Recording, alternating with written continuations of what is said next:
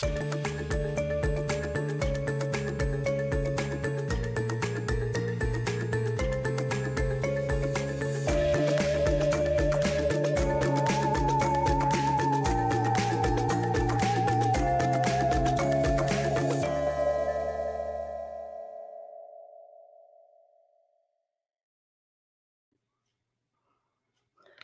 and welcome back. I hope everyone had a nice Halloween.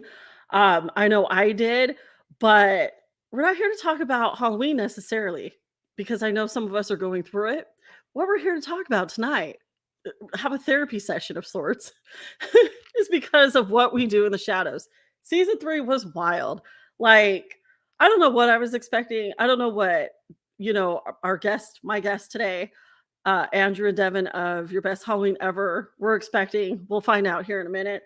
But what a wild, wild season. That's all I can do to, describe it in a whole. So if you're watching, I really hope that you watch season 3 because if not, that's kind of your fault. Spoiler alerts, a lot of fucking spoilers. We're just gonna go through it. It's a what we do in the shadows therapy session in the best way we know how. We're gonna pick it apart and we're gonna go talk about. Well, why am I talking to myself? Let's just bring on Andrew and Devin, your best Halloween ever.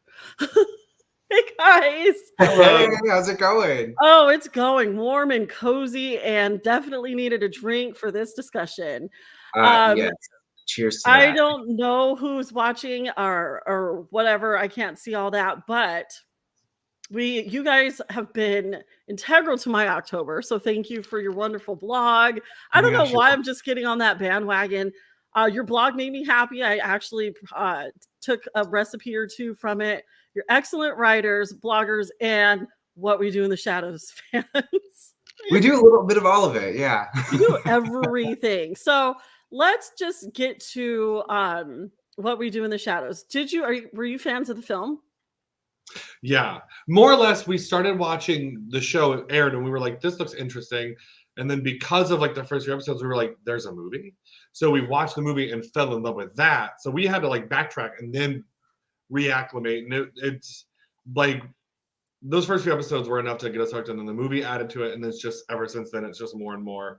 I even like bought this one a shirt the second I saw this pop up online. I was like, you need a Fleetwood Mac like Nadia and Laszlo matchup. Perfect. Well, and we watched the movie at like the perfect point too, because it was before the cameos in season 1. Oh, perfect. If we hadn't, like, obviously, like, we would have recognized, like Tilda Swinton. Yeah. Who else popped up? With Danny Trejo? Blade, Wesley Snipes. Obviously we would have known them. But when the ones from the movie popped in, I was like, oh, hey, it's those guys. I fangirled too. Does anyone have an explanation on who that baby was? I never looked into that. It just popped in my head. Who was that baby infant vampire? Who the fuck was that? Does anyone know? I don't know who that was. I have no clue. There was an infant and it just went or something. Yeah. at Guillermo. But I thought that. I don't remember. I was like, we'll have to look that up. So we'll put that.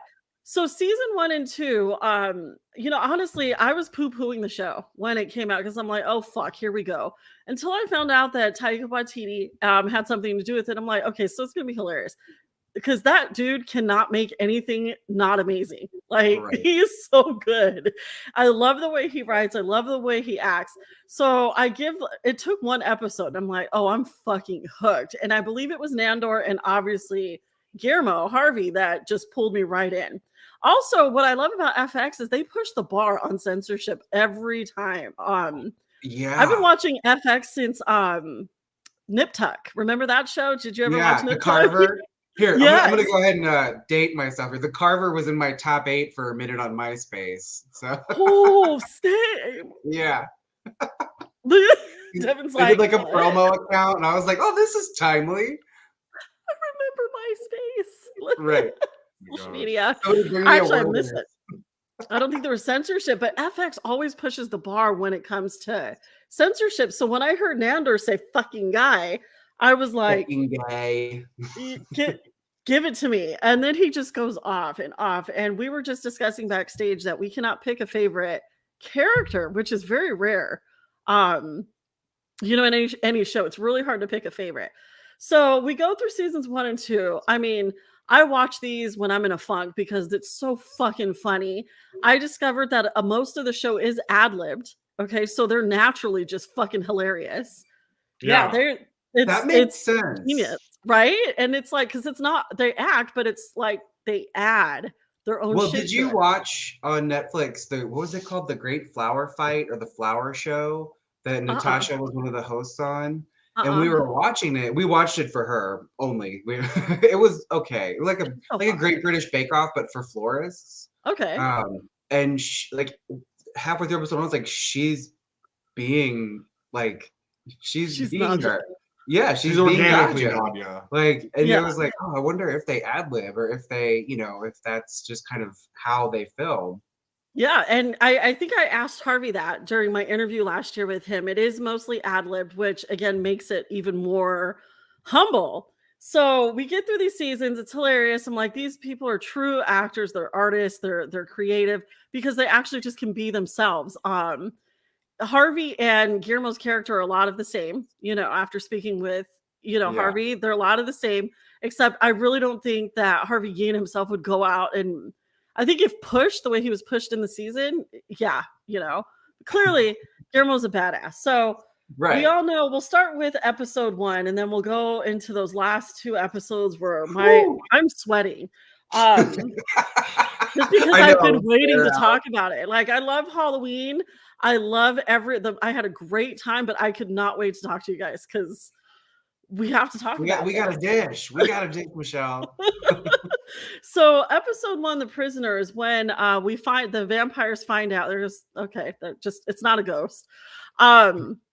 We found out that everyone finds out that Harvey is a vampire killer. Okay, they lock him in this cage in their dungeon that we didn't know they had, or did we? It was dirty. That's where Colin lives. No, it is. Is it where Colin lived? No, not Faintly, it's in the basement where Colin just has like a separate room. I don't think we were ever introduced to the cage. Yeah. Okay, because that was pretty cool. They're feeding him like raw chicken. Right. I'm the lady in the kitchen who's like, oh, salmonella. Anytime there's like raw chicken, they're feeding him this. And then there's a little twist in that episode. Guillermo, actually, because he's smarter than all the vampires, gets out. It's a fun episode.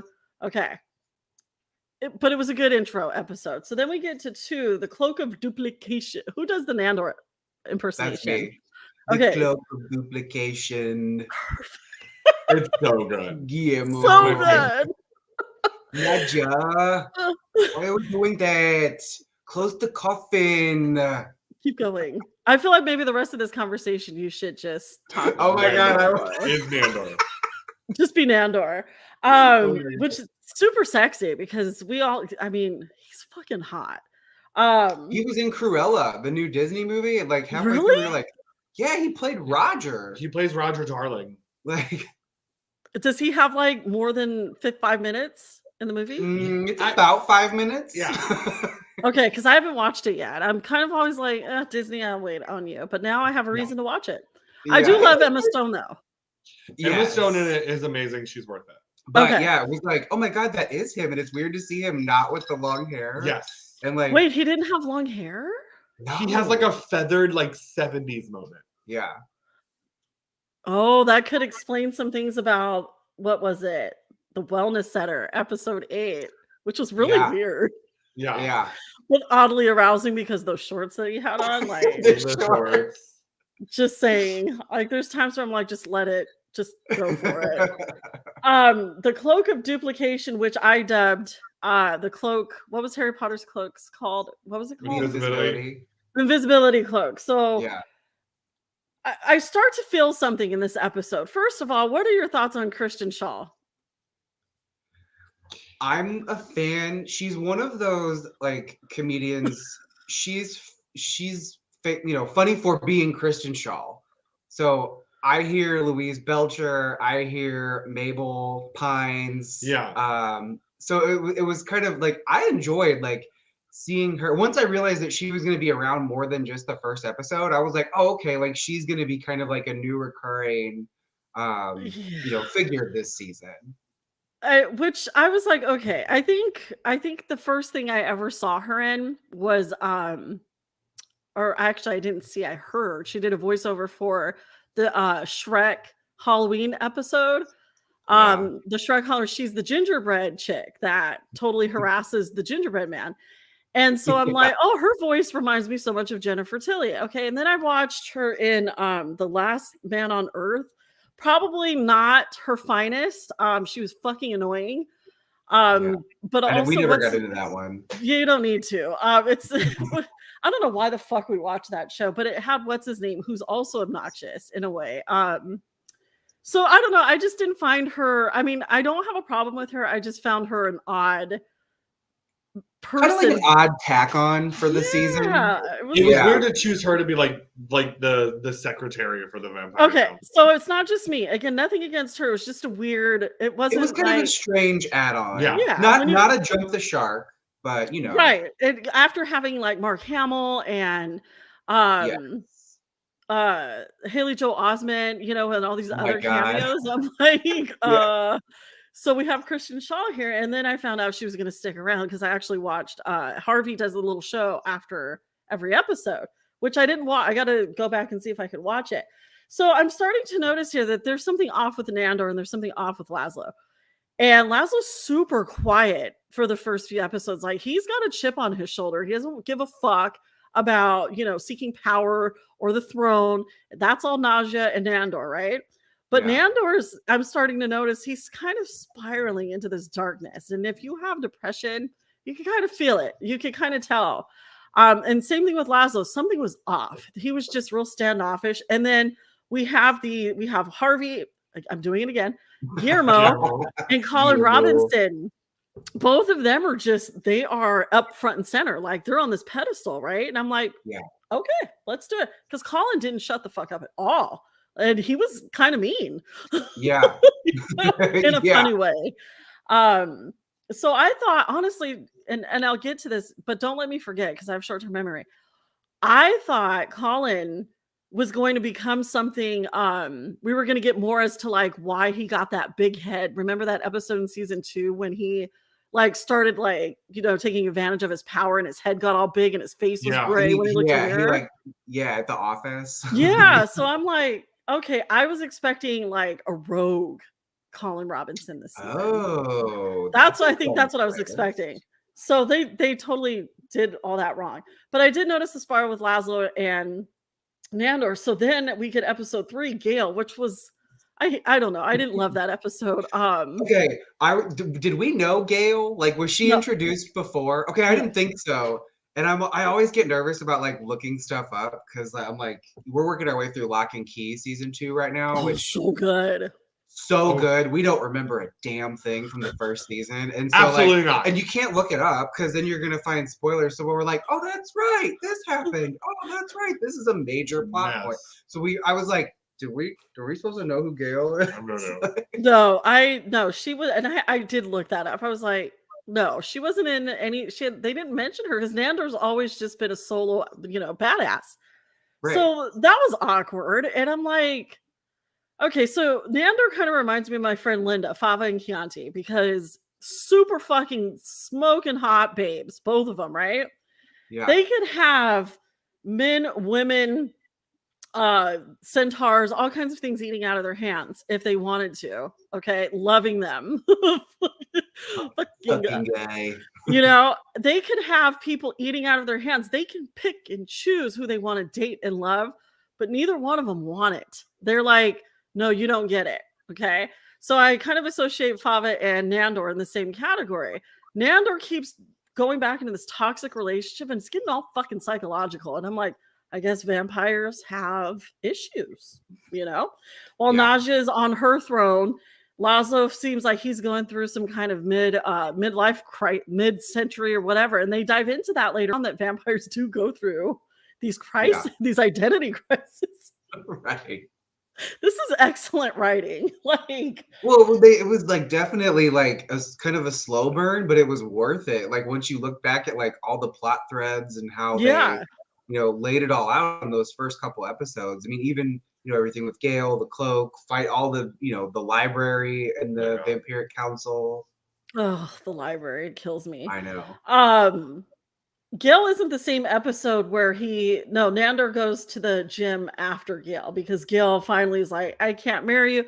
And that's where I think Nandor snapped for this season. I just remember that subplot though with Nadja where everyone was like, oh, Nadja hates Gale. And she's like, I don't hate fucking Gale. She was fun. There was like that joke about like, oh, two strong women, they can't get along, and Nadja's like, why can't we get along? But then she was like inadvertently like hitting her with stuff. What did she do? She threw something at the ball game and like hit her in the head, or so she killed her. Like, and I feel for Nadja because first of all, Nadja is like brilliant, but also stupid. You know what I mean? Like Right. I do hate the way she treats Guillermo, but the way she treats Guillermo reminds me of how my mom treated me as a kid, so I get a little triggered. So, not that there's no flaws with Nadja, none. So I just see her gaining this power and gaining this sense of confidence and like, oh, I'm a badass. Mm-hmm. But it's funny that you mentioned that because she's like, I don't fucking hate Gale.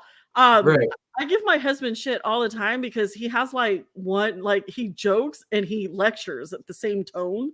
So we can't tell if he's joking or fucking lecturing us. So when I'm like, if you're in a mood, I don't want to talk to you. And he's like, I'm not in a fucking mood. You're going to put me in a mood. I was just trying to have so that's what it reminded me of was my husband. Like, because he doesn't know how to joke. Yeah. So that was pretty interesting. But again, it was just one of those episodes I was like, man, I don't even remember the casino. What was the plot of that one? Vampires embark on a road trip from which they never return. Did I miss that episode? Which one? Was it the one where they go to the casino? Oh, that's which Atlantic City. That's right. Yeah. Okay, here's my question about that episode, though. I thought, okay, number one, shout out to Marissa Jarrett Winokur, winner of Celebrity Big Brother Season 1. Her strategy was just be cute, chubby Marissa, and now she's the neighbor on What We Do in the Shadows. She's so cute. Oh, she's adorable. But I thought the husband, when we last saw him, didn't he have brain scramblies? Yeah, I thought he was mush brain. So it was interesting. Yeah. I was like, okay, is that a plot thing? Is that a plot? Is that a fuck up? We'll have to go back and revisit that one. Yeah, he wasn't the same. I thought he was just going to be, drooling from the mouth at that point, but to have him in that episode is interesting. So I do want to revisit that because I wonder if they're going to bring him back because I mean, fucking anything goes at this point, like literally. Right. As the pillow salesman, that killed me when he started doing the whole like pyramid scheme. Like, I got all these pillows in Long Island. I was dying. But then Laszlo went off and helped him, right, with the pillows, like in Laszlo's, not proper way. And I'm like, so they're right there. We were talking earlier about Laszlo and Colin's relationship.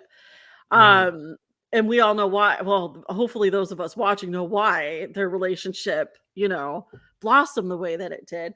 But at that point, why did Laszlo feel the need to help that neighbor? So I feel like Laszlo is going through some kind of crisis like Nandor. I could see it because he's definitely still Team Laszlo. He's his own number one, but he was definitely more attentive to other people this season and not just running around trying to get laid. Because if you remember in that episode when they were super drained, he didn't have the manipulation power, so he lost all the guy's money.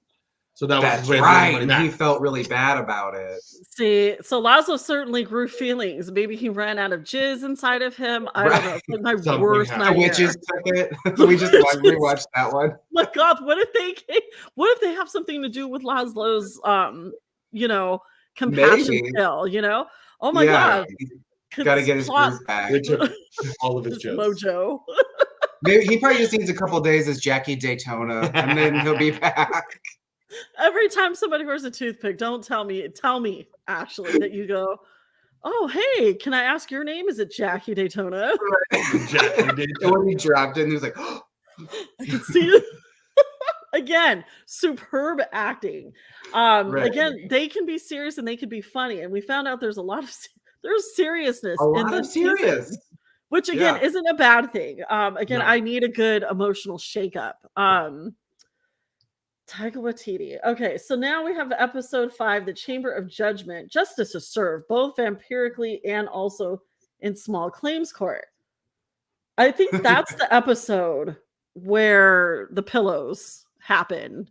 The pillow stills. Was that it? I just remember when Laszlo went to court in the barrister's wig and the gown.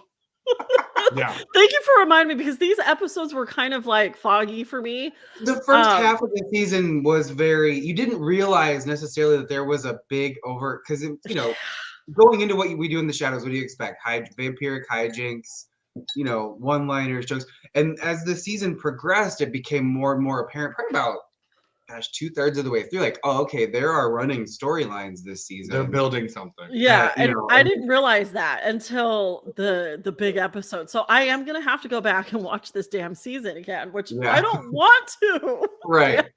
But I have to. I gotta hand it to him though, because I feel like some shows would just be like, oh, Nandor's dealing with depression for being an immortal vampire, and then on next week's episode, like he's back to normal. Very real. Yeah, and it's not just a one and done thing. Yeah, and I appreciate that. Again, as a person who does suffer from depression, I could be smiling. You'll never know publicly when I'm going through it. Usually I'm like Robin Williams in that sense, or Anthony Bourdain. You won't know until it's too late, and I'm not at that level.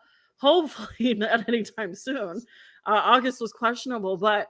It's interesting though, because people don't highlight that in the stories they write for film, these fictional things. So to be able to put all that in, that these vampires aren't just here for your comic relief, they're actually they make you want it to feel real. And I believe didn't Harvey say that at some point during the interview? Like Harvey broke it down of the whole point of what we do in the shadows. And I watched the Comic-Con with all of the characters last year. It was virtual Comic-Con. Which is the only way I'll ever go to Comic-Con, by the way. Because as the older I get, the more I guess the older I get is all it is. The more I don't want to be around people. Like I don't want to be around crowds. Not into it. Even pre-COVID. Yeah. Not into it. Oh, see, I thought it was something that I had to do, and I realized last year, no. Like physically, my body's like, you cannot do this anymore. So I get it. So that's the only way I'll attend Comic-Con. So I get in, and they were foreshadowing season 3. Like they were giving off hints, and Matt Berry, who plays Laszlo, was very quiet even then. I was like, there's something up with him. Like I feel like they were in character, because again, as we were discussing, Natasha Demetrio, I hope I didn't butcher her name. She's the same in almost everything that I've seen her in. She has that same, like, I wouldn't fuck with her because she ripped me apart. No. She ripped me apart on that flower show. The accent's a little different. That's about it. See, and and it's like slightly different. Where K-Van, he has just an Englishman accent, but then he like makes up this whole other accent as Nandor. Excuse me, microphone. An accent we've never heard of before, and then he makes it into a whole language, like his horse and his country. What is the country name? The horse. Aspen John. Yeah. Alcaladar. I can't roll my tongues. Can you do it, babe? Andrew, you do it. You're the Nandor. Wait, how does he say it? Alcaladar and Alcaladar, but he rolls the R's. Alcaladar. Yes. It's a good one. Hey, horse. Fucking Nandor, dude. So I don't know. So I feel like the Chamber of Judgment, here we see Laszlo actually putting himself out there for someone else. And looking back on that now, I'm like, so why Colin? You know what I mean? Oh, he's was that roommate. The one where they went to collect the dues from the younger vampires? Oh yes, and they were gonna like let it slide, and then Nadia was like, "No, we're not gonna let this slide." And she just, and then she killed the energy vampire, like the hipster. Like, no, did she kill him? And Colin was sitting there talking to him, trying to figure out, like, hey, have you ever thought about, where we come from. or... And he's like, no, I haven't really thought about that. Yeah. Naj's just such a badass. I honestly, I don't know how old you guys are, but being 41 and I'm a cool mom and I have adult children, young adult children. I mean, I wouldn't mind. At the same time, I'm like, yay, they're the future. They're going to do things for us, you know? Sometimes I'm like, they're not going to do shit for us. They are for the record, we're early mid-30s, so we're not too far behind you. Mm-hmm. Oh, I am 41. So 34. 34, I was still lively. I still thought everything was cancer. You know, I got a hang now. I thought it was cancer. But not that I'm old or anything. Honestly, I'm having a blast in my 40s. I feel like life is just beginning. So that's what I feel when I turned turned 30. I was I've had more fun in my 30s than like my 20s were fun. We had a good time, but turning 30 was like, oh my god, we made it. It's like being a real adult, but you could still be cool and fun. Right. Like, and people take you seriously. Like, you can, it's a lot of our friends were like, oh my god, we're turning 30. And for us, it was like, oh, I partied.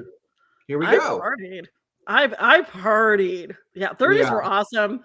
40s so far, even though like my 40th is when my 40th birthday is when California got locked down. So, I mean, I couldn't take that personally. It was a whole world issue. Right. But I was like, fuck, is this how it's going to go? But it ended up being actually a really cool year for me. So, 41 is even better in its own awkward ass way, kind of like this season.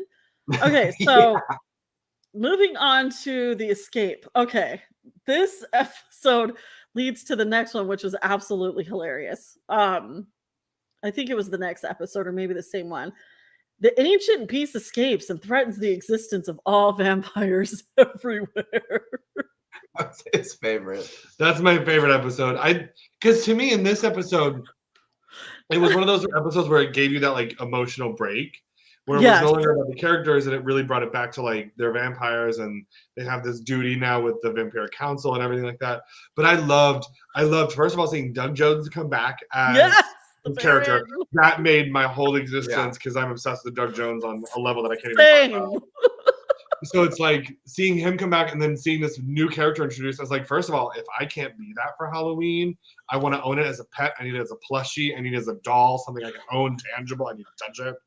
And it's just like the whole, like that whole episode was just such a fun thing. And I loved kind of seeing it all work together. And it was just and then just a very What We Do in the Shadows twist. Like, it was speaking this language. Why don't you understand that? Like, and the arguing and the humor between Doug Jones and I'm sorry, the Baron and the creature, the ancient one.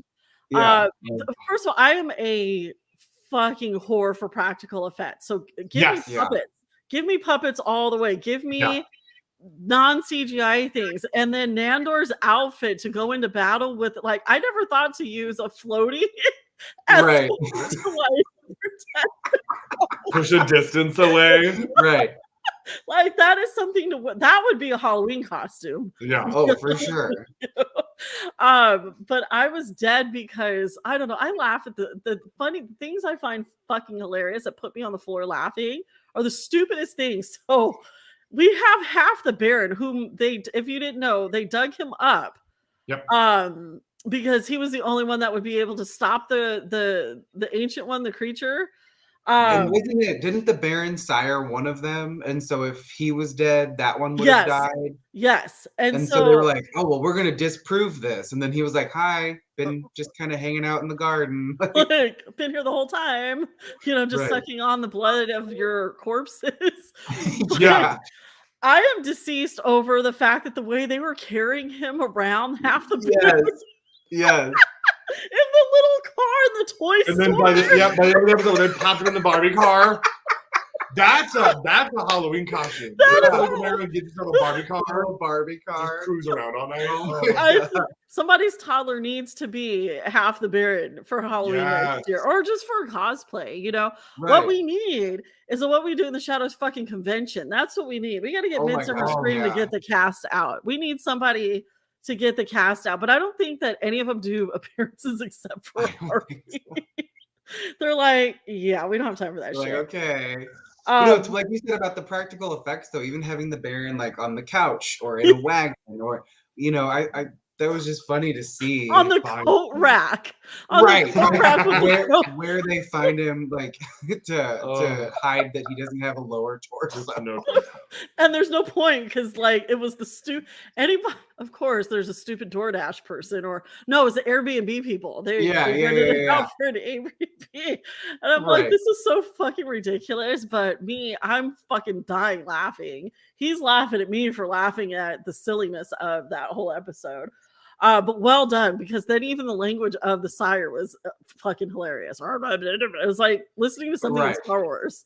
So you're right, that episode brought it back, and it was also where Naja was emotionally abusing her own self in the doll form. Oh God, I love that doll. I hate that doll. Oh, is she annoying, or is she creepy? I don't like the doll. I don't like the way she moves.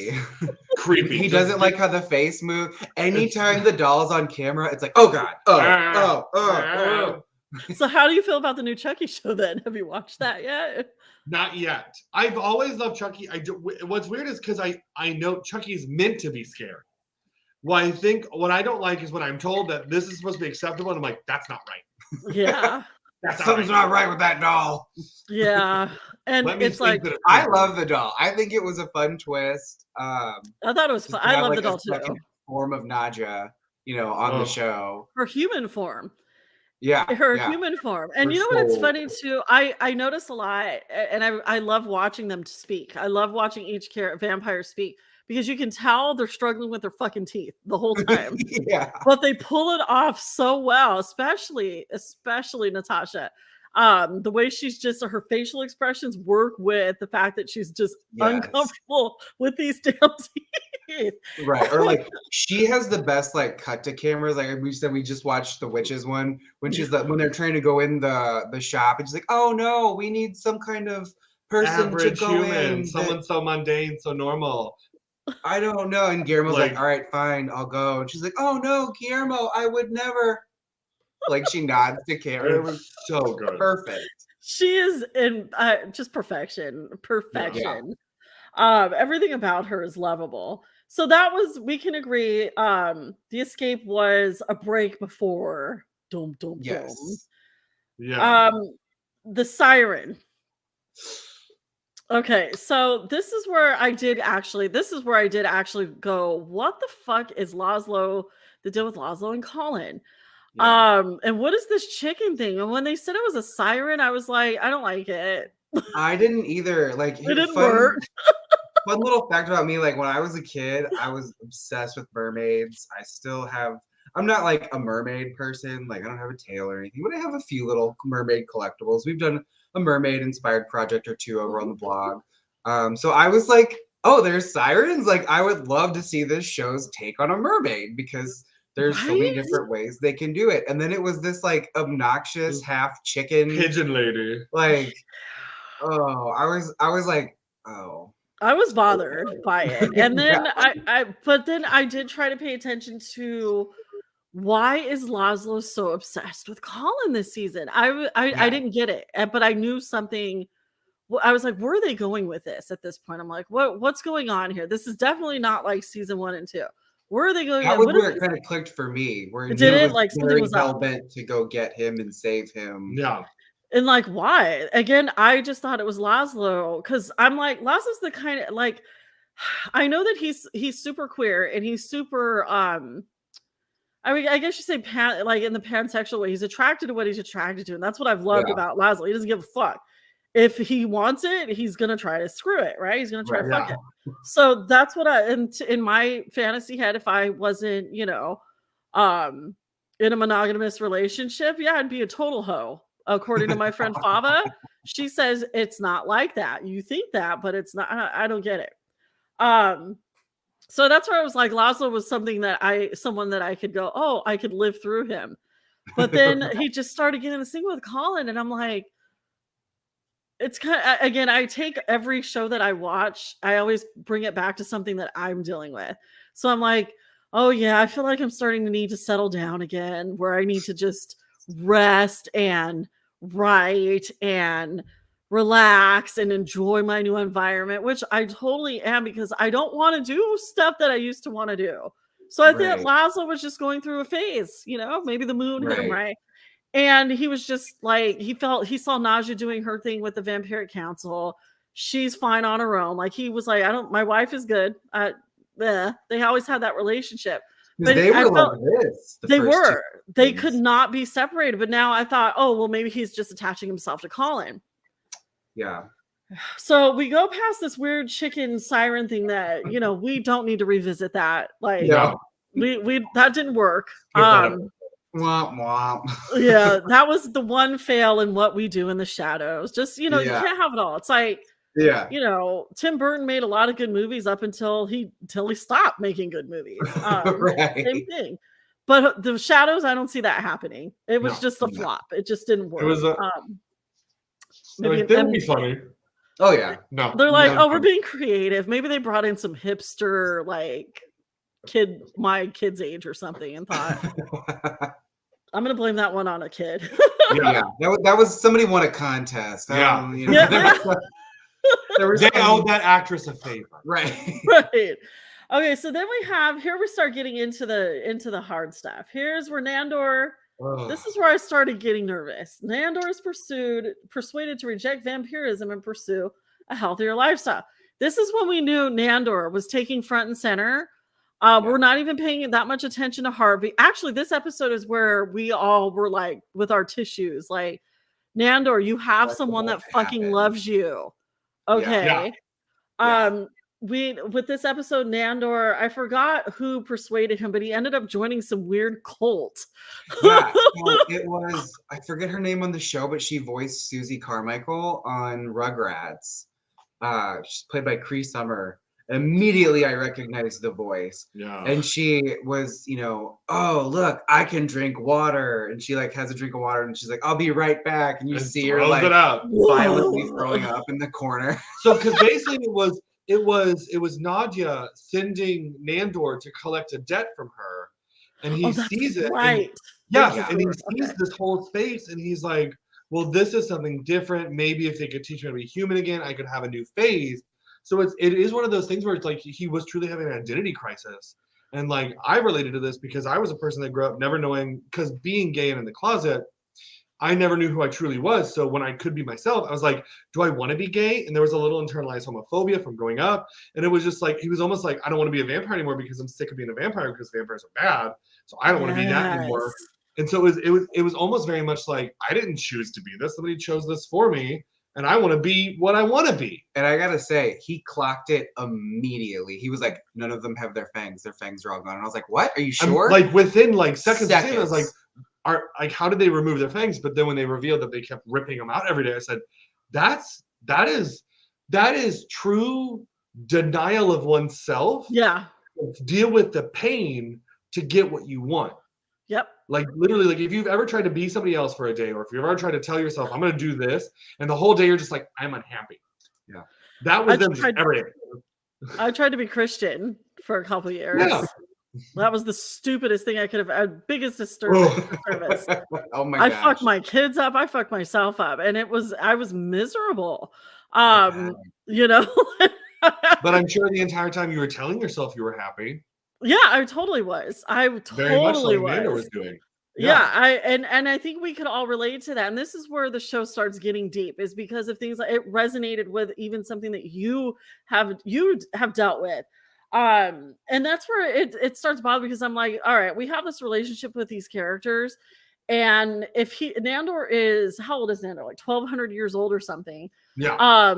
If he's going through this, why can't, it's the same thing that some of ignorant people ask of people today. It's 2021. How come you're just now coming out? Or why haven't you come out yet? It's 2021. Right. You don't know what somebody's internal struggle is and what they're dealing with. And it fucking sucks. But it will take the right person or inspiration to pull them out of it. That's our job, to me, as influencers, is, we may not ever know who we reach, but as long as we are ourselves and we model that for somebody else and tell them it's okay to be yourself, even if it's 41-year-old stay-at-home moms that, are, black and want to be, witches who show their boobs on, certain platforms. Go the fuck for it, whatever makes you happy. But it was a really intense episode because I'm like, fuck, Nandor is going through this Jack Skellington thing. I always go back to Jack Skellington, especially Jack's Lament. Tim Burton has never confirmed the deep roots of why Jack Skellington was going through what he was going through, but I take that shit seriously. He was tired. He didn't want to be this role that he was, deathed into. Get it? Right. Put into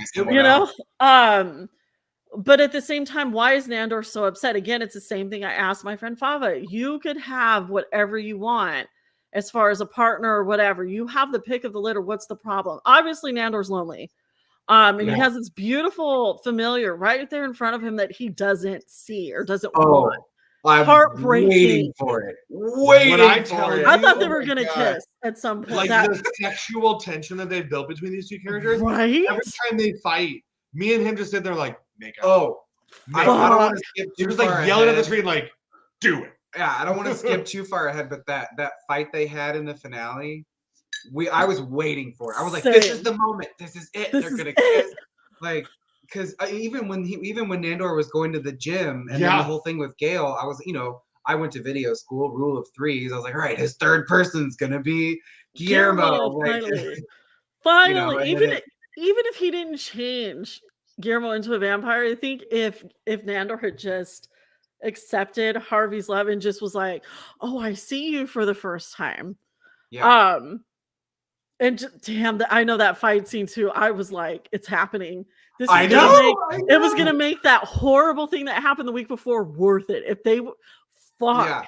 Yeah. But also, we'll get to that. But I was like, I don't want to jump too far ahead. Yeah. We're about to get into the real meat and potatoes. Here it is. Okay, so we know that Naja is ignoring everything else because she is on her high horse with the Vampiric Council. Yes. Yeah. I'm not even concerned about Kristen Schaal in the show.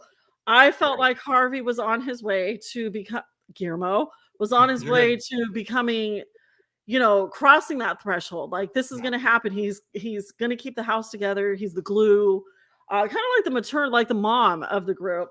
Yeah. Something's up with Laszlo and Colin, and I figured it was because Laszlo doesn't like to be alone, and all of his shit talking, he doesn't want to be alone, so he's just gonna him and Colin have been having a good time. I did not think. I didn't know what it was, but I picked up on it. Like I said, it was when in that one episode with the car, it was just like I was like, Laszlo is not the kind of one.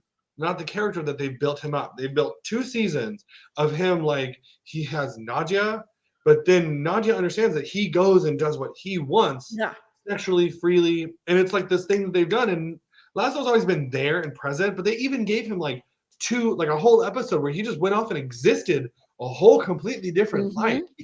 And like was like, fuck that shit. I'm going over here. Right. Did that for a whole episode. So it's like my brain was like, they're not going to just team him and Colin up for no reason. And I go, he's doing a lot of research in this library, and Colin's talking about his lifespan. I go, something is up with these two.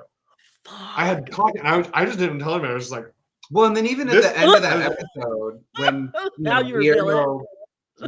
when Guillermo goes and breaks Nandor out, like that fight they had in the car. Yeah. When he, that was like intense. I was like, am I getting emotional? Yeah. If it's like we were kind of in denial the whole time, like this is supposed to be funny. Are we supposed to be getting this worked up over? Like I was trying to check my emotions. Like this isn't what the show's about. Right. Stupid us for putting ourselves into that box. I don't. You don't like this show. I actually didn't even finish it. But did you ever watch BoJack Horseman? No, I don't even think I've heard of that. What is that? So it's a cartoon about anthropomorphic animals on Netflix. It's pretty well critically reviewed. I didn't finish the show, but it got very serious, like very, very serious. Kristen Schaal was in it but it was just kind of like you have those few episodes where you're like, am I getting emotional? Like, is this emotional? And then you realize like, oh shit, like they pulled a switcheroo on us. Like this is now a very emotional story. I appreciate it, and I don't appreciate it right away. But at the same time, it's like at least it's not the same old shit. Yes. You know what I mean? Like people get really upset when like they were, oh, there's only 4 seasons of Stranger Things. What do you want? What more can you do? Right. You know, what that's what makes it a piece of cinematic treasure, in my opinion. Stories have a beginning, a middle, and an end. Yeah, like watching 13 Reasons Why, there were parts where I was laughing because there was comedic shit in there. No, there's comedic shit. Not the first season, but the last few, because I was committed. I had teenagers in high school when that shit came out, so I had to watch. Yeah. You know what You I mean? were, yeah. You're a braver human than I. Yeah, it's well, and someone suffering from the same kind of shit as an adult though, and I'm like, fuck. But it's kind of like a necessary type of therapy. It's like exposure therapy to me. But there were parts of it where they had some comedic shit, which to me is like a perfect formula for TV. Because you're not going to get that in real life. And this is why we watch TV, is to escape our reality, right? Exactly. So I appreciate the roller coaster of emotions. I just didn't expect it with this, It kind of made sense in Suicide Squad. Taika Waititi, who never plays, he rarely plays like a serious role, but in Suicide Squad, he was the rat chick's dad in that film. I don't know if you've seen Suicide Squad. I just totally spoiled a part of it. The new one? The new one. The newest one? Yeah, the new one. Yeah, I want to see the new one because it's good. Oh, it's so much better. Watch it. It's actually really, really. I didn't want to go see. It's one of those things like, if my kids drag me to another fucking Marvel movie, I'm done with Marvel. I've had enough. Like there's comics for a reason. They don't need to make every fucking comics into a fucking film. Agreed. Fully agreed. Like I can't agree up to the point of the X-Men. Well, where's that at? And I want more Doctor Strange, and I definitely want more Black Panther. But I don't need the Eternals. I don't need all the fucking spin-off shows. I'm that bitch. We don't need to, and I will say this, and I'll agree with you. More Black Panther, more X-Men, because they represent truly the people that need more representation in this. Thank you. World. Yeah. Thank Agreed you. fully. Yeah. Because it's like, if I see one more Captain America being made, another fucking Thor, I'm like, wow, white straight men being powerful, woo. And this is the thing where I fight with my son with all the time. I have 4 children, and my oldest is, I don't know, he's very interesting. Love the kid to death, but like I was like, hey, what's everyone going to be for Halloween this year? Oh, I'm going to be Rick Flag. I'm like, well, you should have just been Captain America then. Like, well, and then I get, what's wrong with Captain America? I'm all, fucking everything. Everything. I am done with cis white male fucking heroes. I'm over it. We do, and you're right. Disney has this thing. I love Disneyland. Okay. I love Disneyland. All right. Yeah. I love the park, but fuck the company itself and their hypocritical bullshit. We're inclusive, we're this, we're that up until this point. We're just going to keep putting out cis white people hero shit. I don't need any more of that. So I I don't know where we got off on this tangent, but I'm sick of Marvel movies. I'm sick of Marvel spin-off shows. I don't know where were we before we went off. We were on. We're going into episode 9. I think that's why we spun off. Okay. We didn't want to talk about it. Like spiral. Yeah, we need. Okay, so damn, this is rough. Okay. All of a sudden, my husband reminded me in the comments behind the scenes in the private chat that you were foggy a lot of this this season because you were stoned a lot. Well, yeah, I mean, fuck. I was in a lot of pain this month, physical pain. Not that I had a great October, but I did have a lot of physical stuff. So what do? I do more weed. I mean, fuck. I hate taking meds. So yeah, it may have been that I was in a fog. It may have been because I was excited about Halloween. Honestly, I thought I was happy that What We Do in the Shadows season 3 premiered during our season, like right at the beginning of fall, September. I thought I was okay with it, but honestly, I was distracted. So that's why a lot of the episodes are a little fuzzy until episode 9 grabbed me by the tits and was like, pay the fuck attention. Okay. Right. Colin has a birthday. One of the vampires. I read the caption. I have goosebumps. One Oh of the my God. vampires decides to say goodbye to the group under some strange circumstances. Okay, here's how. Yeah, we're gonna have to rewatch it. Not tonight, because honestly, and I'll get to how, like, to cure some of this post Halloween and what we do in the shadows depression. Right. Some tips that I have that I'm actually gonna practice.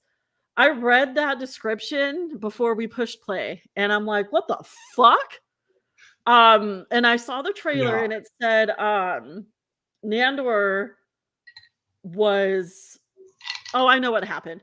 Okay, so we have Hulu, so we are actually able to watch it That's like it's that's what we have it too. okay, but I think no, we have cable too, so we can actually watch it as it airs in New York, so on the East Coast.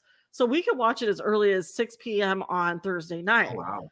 So Perfect. what we kept doing is we'd prepare to watch it live, but we'd catch like a minute of the end and the credits, and they give that little snippet for the next week. Oh no, no, no, no. No, no, no. But we muted it because we, as long as we don't hear it, I could read a book or be on my phone or something. But I did catch the description, and I did catch Nandor saying that he's gonna go travel the world. And I'm like, what? And then I'm thinking, well, him and Guillermo are, I'm thinking positively.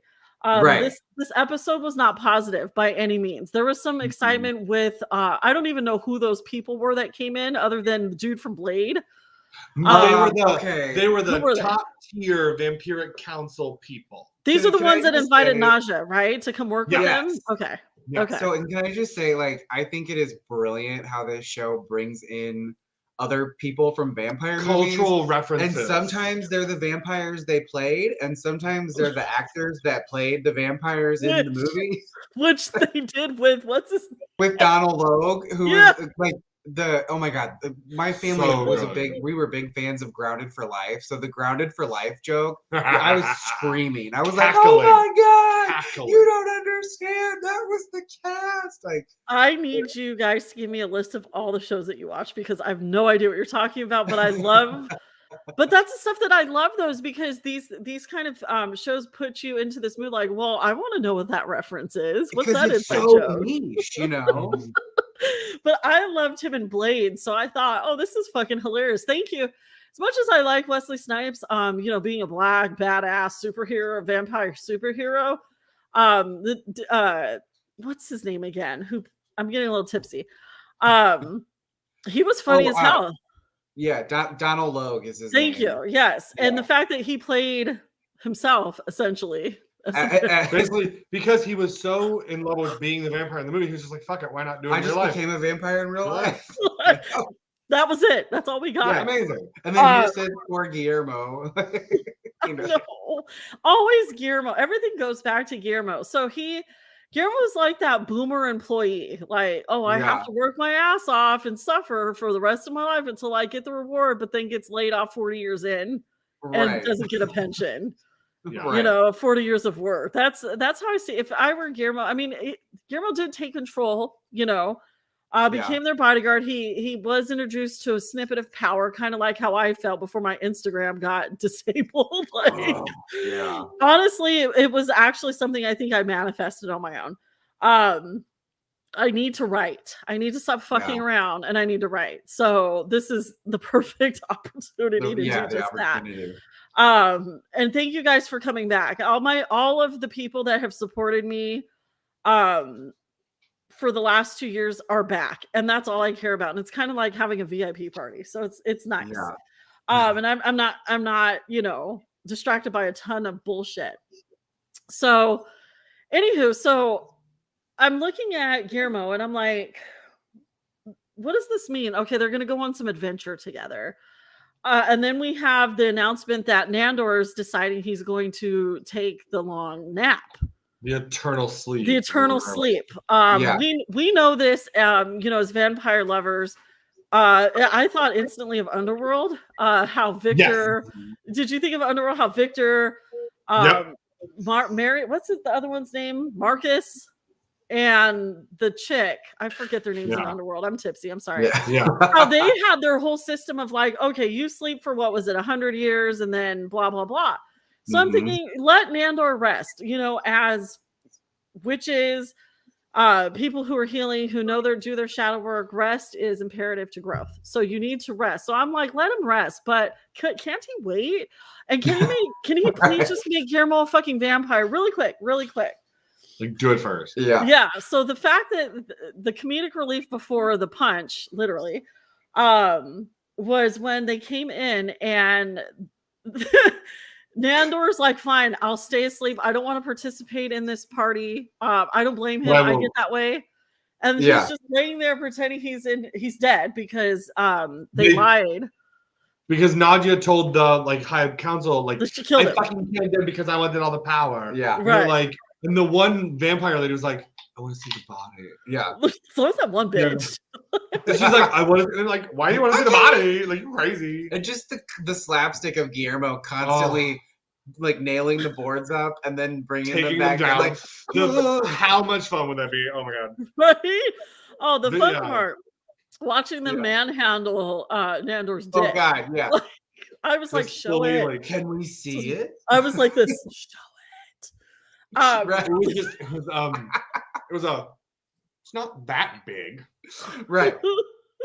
Yes, like, I do. And then wasn't Guillermo like, I heard was more of a grower, not a shower. Dedicate, loyal as fuck. Why would you not want him, Nandor? Why? Right. And then when everybody leaves and Nandor's like, thank you, Guillermo, for this. I don't remember what he said, but he was just like, he's being a dick. Now. Yeah, he's being a dick, literally. So then, but what we find out then is we're like, why does Laszlo have this birthday card for Colin? Colin's not used to people acknowledging his birthday. Oh, it's his 100th birthday party. Everyone signed the card for him.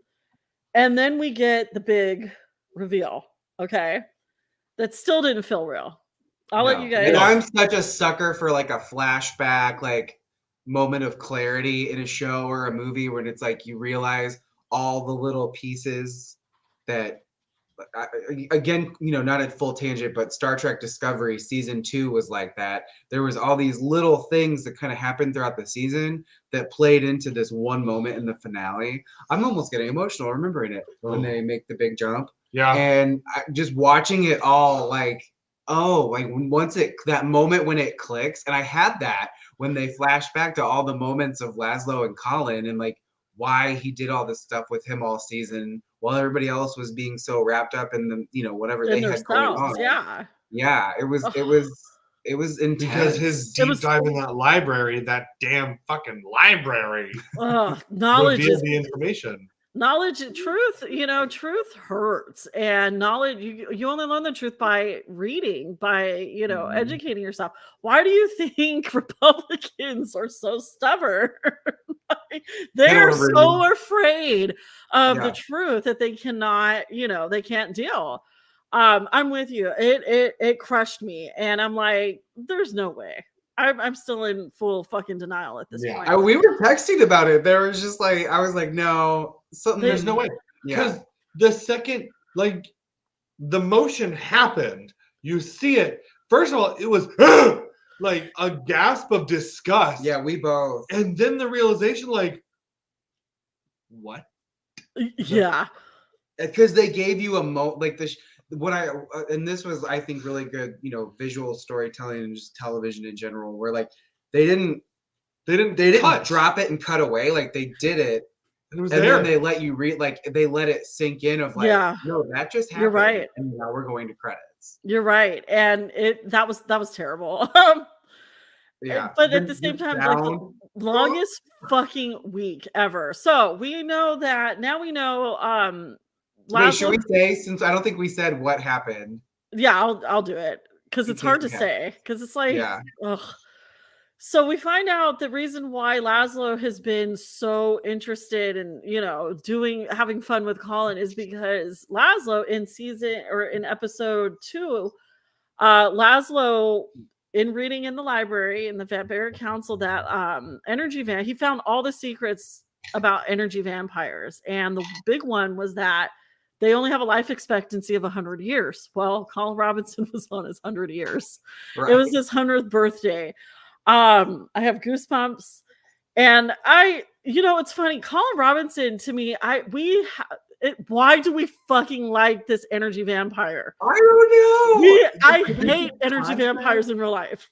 Because the way they built his character is he's an energy vampire, but they gave him this like desire and want to fit into this little like group of vampires to fit in. But he doesn't conform to them. He still is him. So you respect him for being him and finding his little like, and he has the patience. Like every time they would like say his name wrong, every time they would insult him, every time they would say something, they shit on Guillermo a lot, but they shit on Colin Robinson as much in the first 2 seasons. And he has the patience. So he's like, oh my God, this patient, sweet little boy. And then, of course, this whole season, they had the moments where he was like naked at the party, wanting to celebrate with Nandor for his like birthday. And so orgy, like, remember the vampire orgy? Yes. So it's like you're so endeared to this character. So it's like this whole season, you're like, oh my God, we're gonna find out more about Colin. Well, and who hasn't been that person in a group of friends, family, whatever? And you don't physically fit in, but you're there because you're part of the group. Hey guys, I'm here too. Hey guys, you know, and you're not trying to usurp anything. You're just trying to be a part of it. And that was Colin. And I think, we've used the phrase slow burn a few times. I think they did a really good job with the slow burn on him of like, oh my God, we're all Colin Robinson. We all have our moments. Honestly, with Colin, a lot of it was, first of all, the character is divine. He is superb. Mark Porsche was saying during Comic-Con that he actually was sick as fuck during the filming of season 1, and we never knew. Like, it was before COVID. He had a cold, and we never knew. So again, talented as shit, underrated. But my therapist, my actual real life therapist, not just like, but a lot of fucking like Colin Robinson. And I remember watching the first few episodes and going on to my virtual therapy appointment with my therapist. And I'm like, do you watch the show? And he's like, no. I go, you look just like Colin Robinson. Oh my God. And then I remember a few weeks later, my therapist comes back and he goes, do you find me an energy vampire? And I'm like, oh, you watch the show? No, I don't. You help me not be one.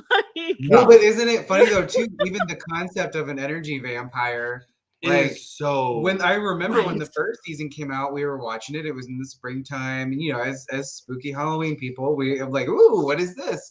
And then just the the concept, we both immediately were like, this person, this person, like, because we all know. We had so many friends that were like, "You're an energy vampire. You're a fucking energy vampire." There was an experience that we had where we were at a place, and somebody we know that is an energy vampire was doing what they do best, and I just kind of subtly looked at him, and I was like, "Energy vampire," and he fucking lost it. He was like, "Oh, can I reveal what it was?" No. Okay. We'll talk about that afterwards. Yeah. I feel like I wanted to know that they're out there. No, they're everywhere. And it's funny because it seemed like you. I'm like, so am I an energy vampire? Right. And I know I definitely am. Like, I know I zapped my husband's energy when I get into my depressive states. But I'm like, here's me being defensive. I don't ask for shit. I don't even want to talk. So I don't know what you're talking about. But honestly, energy vampires, Matt Oren. I read Matt Oren's book before The Psychic Witch, before I even watched What We Do in the Shadows, the show. And there's a whole fucking chapter on energy vampires. And like psychic vampires. Same thing. So it's interesting because thanks to Colin Robinson and the fact that we are acknowledging, because everyone Googled what an energy vampire was. Season 1. Hopefully what that does is like helps people put up boundaries, because honestly, as you get older, the drainage that they inflict upon you, I can tell you there's people where it has taken me days to recover from. Like my mom, it was an anger type of thing. What comes after anger? You're exhausted. So sometimes it took weeks for me to recover from a visit with my family. Then there's the people that were friends of mine.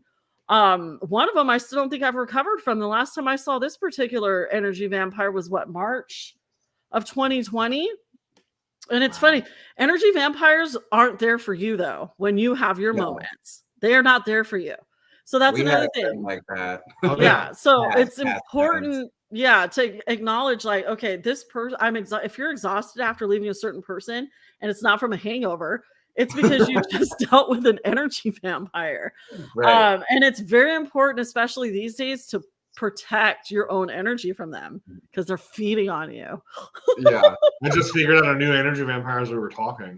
He's like, oh, that reminds me of so-and-so. See, it better not be me on that list. No, not at all. Never. Not at all. So Colin Robinson, and Colin has no idea that he is about to die because he doesn't know anything about himself. Laszlo found this book about energy vampires, ripped that page out because he did not want Colin. Here's a moment of maybe humanness, but humans to me aren't emotional. They're pieces of shit. Like, we don't deserve the planet, so let the vampires have it. So what Laszlo did was he did a human thing in the sense that he wanted to give Colin not peace of mind because he didn't know what was going to happen. He gave him blissful ignorance. Yes. So he was like, I'm gifting you blissful ignorance so that way whatever we're doing, when the time comes, it'll just happen. You won't know it's going to happen. It'll just happen. So I think in that moment he was trying to be kind, and I think it actually will reveal why worked out good.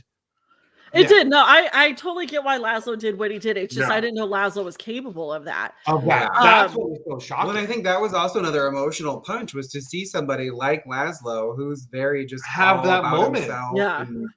And you realize it wasn't just that one moment, but like the whole season. He was devoted to making sure that Colin had. Oh my God, the shot of him with the little hat in the car. Right? Damn it. The two of them in that car to me was adorable. Like, oh my God. I'm gonna need a Hallmark keepsake ornament of the two of them in that car. I got you. We can make it a craft for the holidays. You know what I mean? Yeah. So then we have this moment where you were saying that they just let the audience have it, but it let the other vampires and Guillermo have that moment. And it came to the point where even Guillermo went to Nandor, who was still getting pissed off that everybody was disturbing his eternal sleep. Well, they kept doing fart jokes. Like, because as he was dying, he was like farting a lot. Well, and it's funny. And I'm like, the worst way to die, if I get a stomach bug, I legit think I have stomach cancer. Like, I do not do digestive illness as well. So for that to be like the start point of Colin's, end, that was terrible because I'm still in denial. I think that he just has really bad gas. Something's gonna happen. He's like, gonna I was shit. like, they're gonna turn him into a standard vampire. I thought that too. Because then, like, they're all saying their goodbyes, and Colin's like, "Gosh, my tummy's just a rumbling. Someone go get me, Guillermo, go get me a ginger ale." And Colin still has no idea that he's dying. He just thinks that he has an upset stomach. So by the time Nandor gets out, Guillermo gets Nandor after pulling the boards off again. Yeah. Nandor comes in, and then there's just this corpse of Colin, is what I called it. And I'm like, well, obviously that's fucking fake. I still was in so much denial. I thought it was a joke that the other vampires were playing on Nandor to get to snap Nandor out of his funk. Yeah. That's where I was in my head. Okay. Same. I thought it was a joke that Guillermo obviously wasn't on. I thought it was Nausea and Laszlo playing this prank. Okay. So then Nandor comes in and Colin's already gone, right? I still do that because I'm still in denial. Yeah. And Nandor says his goodbye, and you could tell it's like to me, the morbid part is I hate funerals, and I hate when they're open caskets because that person is gone. You're forcing me to look at a corpse. I'm all about Halloween and horror. I don't want to see that shit in real life. I think funerals are the most morbid shit in the world. Like, open casket funerals are fucked. Okay, and there's people kissing that shit. Like, and it's when people like say their last goodbye and they hold a hand. I'm like, is that hand cold and fucking clammy? How awkward and weird for you. Oh, ew. Yeah. Ew. I'm gonna share a little story. And again, no disrespect to my grandmother, because she wasn't there. But like, I was trying to like but just make things easier for my dad, right? Yeah. But again, all wrong things to do. So when my grandma passed away, that was like the last of our Black family. My dad, that was real close with his mom. I was just trying to do what I could as a daughter. So what's the expectation? And I talked about this in a funeral blog. I didn't want to go see her like that because it's not her, but I did it from him. So I go up and I saw him kiss her and I'm like, so I fucking kissed her. Worst thing I could ever. I'm pissed that I had to remember that because for the rest of the day, no shit. When I licked my lips, it was just pure chemical. That wasn't my grandma. Yeah. And I'm like, and I'm mad at myself for doing that. It was horrible. Right. And she's probably like, that's what you get, horror movie bitch. Right. She's probably laughing her ass off. If there's an afterlife where ghosts can actually laugh at me, it would be my grandma laughing like, you stupid ass. Right. Like it was, so I don't get it. I've never got like, but that's what Colin looked like. You could tell it was just this dummy. It felt fake. Yeah. It felt like a pop. Yeah. And I thought it was a joke. And then we get the moment that had everyone fucking losing their shit. I didn't even look at social media until the next day. Yeah. Nandor goes to put his hand, or was he saying it's a joke? He thought it was a joke too. So I thought, oh, well, I'm on Nandor's level. No one wants to be on Nandor's level at this point. And Nandor goes and punches, or just is like, he's fine. And then Colin's head caves in and there's just this mush. Again, this is a week before Halloween. Okay. Yeah. Any horror movie person would be like, whoa, but when you're invested in characters like this, it was very traumatic. We both were like, that was like the last thing we were expecting. Like we both went, oh! Yeah. And apparently, according to all the comments in social media, I still got to watch Harvey's end of episode thing, if he even had one after that one. Yeah. Was about the same reaction. Everyone was losing their shit. And what do we get? Insensitive vampires. Nandor's now, like, oh, you know what? Fuck it. I'm not going to get my sleep. I'm going to go take off. I'm going to go travel the world. Nausea. We're waiting for the next episode 7 days later. I distracted myself with doing episodes like this.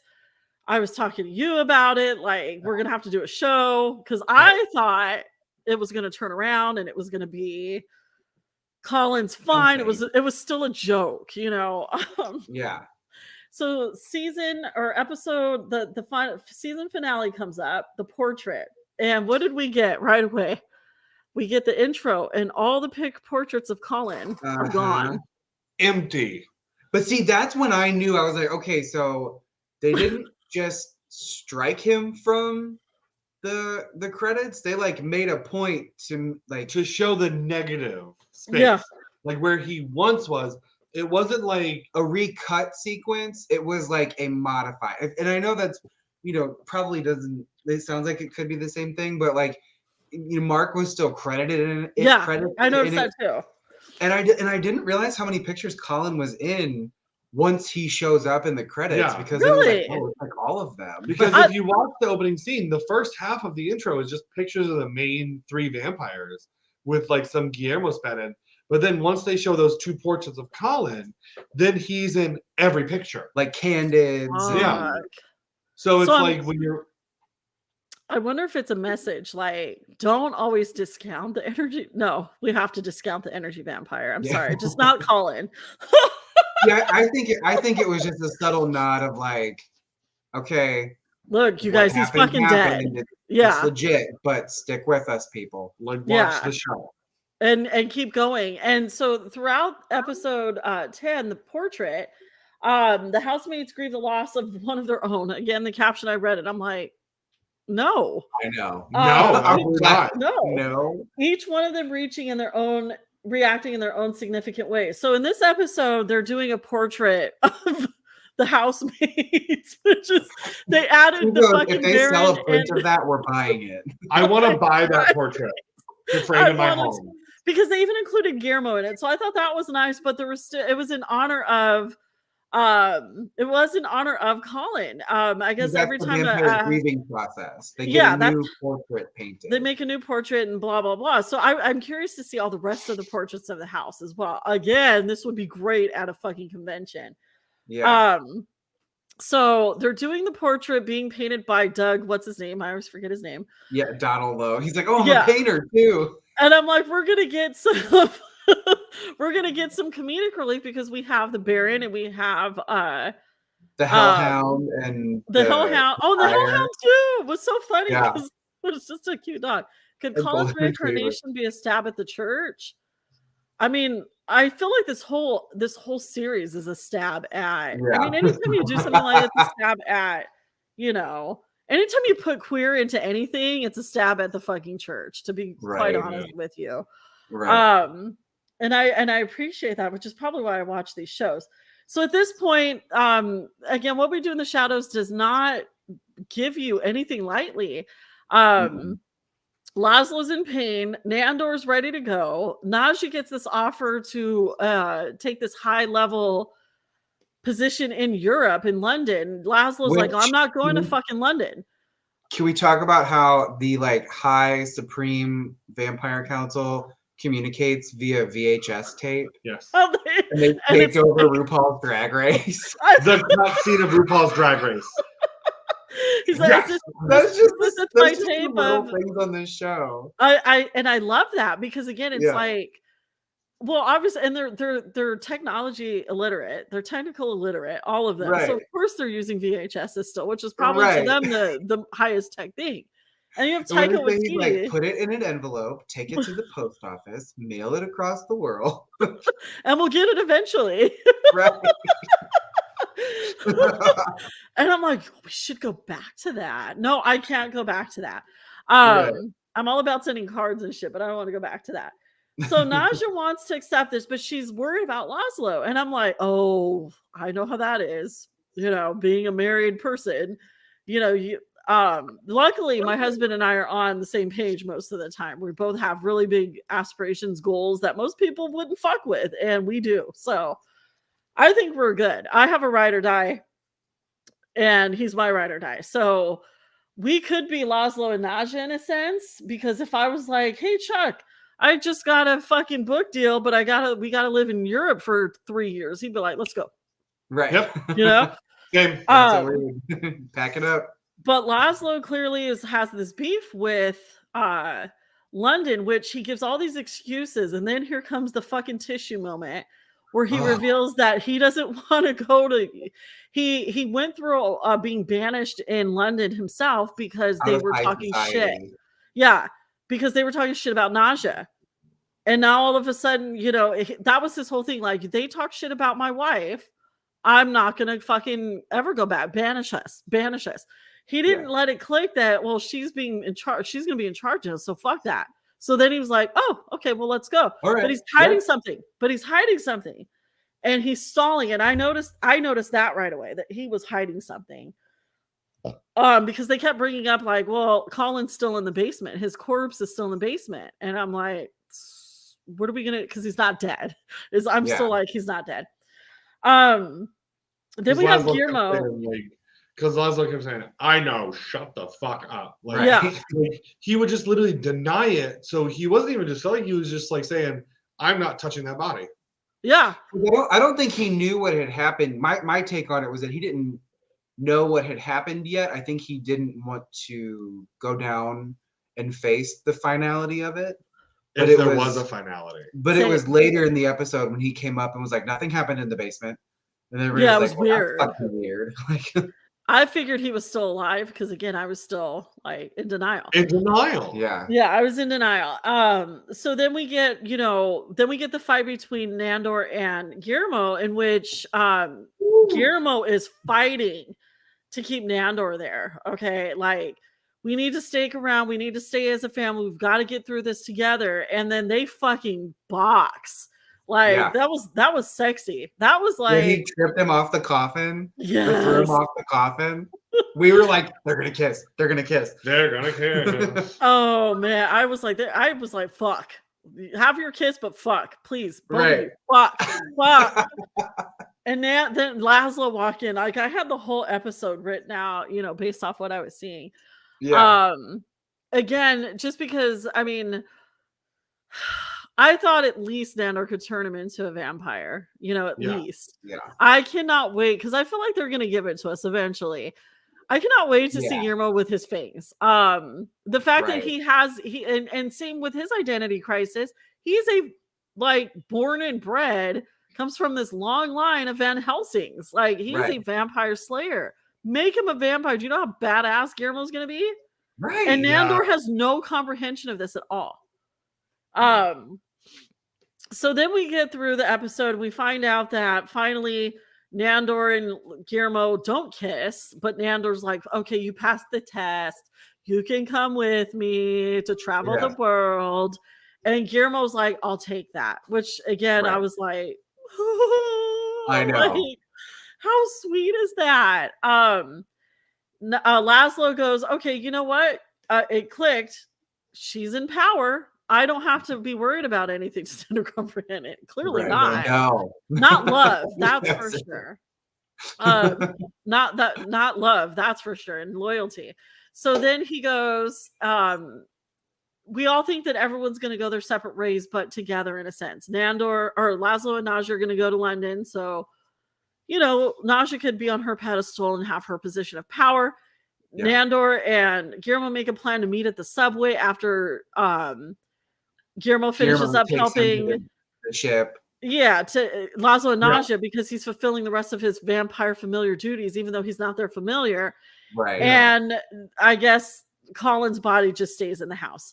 So Yeah. they get to the docks, Laszlo, Naja, and Guillermo, and then we're seeing Laszlo putting in all these weird bags of shit into the coffin. What was and it? then- It was like Gatorade. And It was Slim Jim. Gatorade, Slim Jim, like Pedialyte, shit like that. stuff like, stuff that we drank up and down the Oregon Trail, Right. while To we were moving, just Yeah. hydrate. And we find out that Laszlo has no intentions of going to London with Naja. He pushes Guillermo into what was to be his coffin, nails it up, sends them both off, and leaves a note for Naja saying, "My love." And it was a beautiful note. Like he wrote it in Yeah. some Oh my old God. English shit. Like it was a beautiful letter. I'll let you guys explain the letter. It was that beautiful. note was like on par with Hopper's note at the end of Stranger Things season 3. Yes. Like if you've seen that, this was that level. So Sorry, good. I should give you a warning. Like it was Oh. that level. But at this point, even I'm still like no idea what's coming. What's going Because- on? Wait, I'm like he's possessed. Maybe Colin's spirit has possessed him. Because We're also seeing Nandor at this. what time. emotionally fucked me up was Nandor with his little Jansport backpack. Oh. Because the Jansport Because it has and dirt him in it. and so he him could sitting lay. and realizing that Guillermo's not showing up. And not only does he get on the train, He leaves the Guillermo's fucking bag. And I'm just like, oh my God. The visual of this big burly vampire with a tiny Jansport just kind of emotionally broken a little bit. I was like, fuck me, man. right. Shit. It was rough. And then it just Oh. again, this is like the last 5 fucking minutes of the show. Okay. I mean, yeah, like if it was like this all went down in 'Cause the we're last like 2 minutes. When I tell Yeah. you, we're just sitting there going, no, they're not doing this. No, Right. yeah. Just like the emotion spectrum the of same no. way. And I Right. totally lied to you, Andrew, because you were like, just so you know, we're not watching it until Friday. And I was like, then I'll wait for you. I didn't wait. Right. No, I knew. We knew better. And I think I told you, like, I'm just let me know when you watch it. That's all the emotion you're getting. I didn't even want to put periods in my text. Oh, Yeah. Um, No, I know. 'Cause I was you wrecked. knew right away because you just got a big like, what the fuck? I was wrecked. Like so I already had the emotional week. Okay, so I'm gonna just blame the What We Do in the Shadows curse. So we got this fucked up episode of Colin Robinson dying, and Nandor punching him in the head, and he's goo. Okay, so I had to go through that weekend, and then it's like the week of Halloween. I'm expecting, oh, it's gonna be great. Well, I actually had a procedure that I had to get done, a uterine procedure, where the pharmacist told me. I think the scariest part was the pharmacist told me, Michelle, you're gonna take this pill. It's a narcotic, and I'm like, yeah, woo. He's like, oh, don't get too excited because this is like a narcotic that gives you forgetfulness. You may have a little amnesia. And I'm like, first thing my mind starts, my intrusive thoughts, you're going to die of a stroke because of this narcotic. Right. You're going to overdose, or they didn't get your weight right, or all these things. And I'm not worried about the whole point that they gave me this shit because I have anxiety. Right. They didn't want me anxious while they were up in there doing the work in my uterus. So I had this procedure done on Monday of last week. Okay, so I come home and I thought I was going to enjoy like a day of being high. No, it was like the worst. I mean, I was like cramping, but I had like the narcotic they gave me. I was tired, so I kept passing out, but I couldn't stay asleep. Like, it was just incremental sleep. It was fucked up, but I remembered stuff, and apparently I was hilarious to my family. I bet you were. They said, and I think Bianca was like, I texted her something, and I meant to send her someone's profile, but I sent it to that person instead. I've done that. I've screenshotted before and sent it to the person. I'm like, oh shit, oops, my bad. I was just showing somebody else what an asshole you were being. My husband's laughing his ass off. He's like, that sounds like Michelle. So I had that done, and I didn't want any sympathy. You know, I was like, I'll be fine the next day. And the next day I did the awesome show with Bianca. Yeah. And then the next day my Instagram was disabled.